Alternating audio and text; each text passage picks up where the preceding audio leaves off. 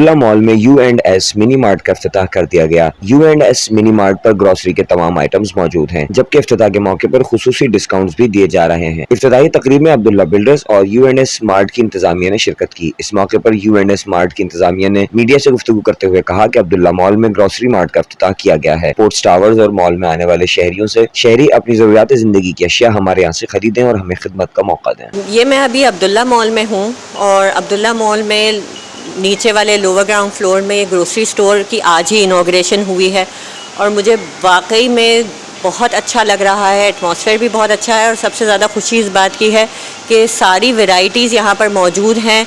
जो basic variety होती है, चाहे वो ग्रोसरी हो या डिपार्टमेंटल स्टफ़ हो, तो एक जगह के ऊपर इतनी सारी चीज़ें मिलना एक बहुत ही ये कन्वीनियंस स्टोर है। तो मेरी गुजारिश है कि जो लोग यहाँ पर अब्दुल्ला स्पोर्ट्स टावर्स में भी रहते हैं या दूर दूर से भी लोग यहाँ पर अब्दुल्ला मॉल में जो शॉपिंग करने के लिए आते हैं, वो ज़रूर यहाँ पर आएँ। U&S नाम का ये स्टोर है लोअर ग्राउंड फ्लोर पे अब्दुल्ला मॉल में।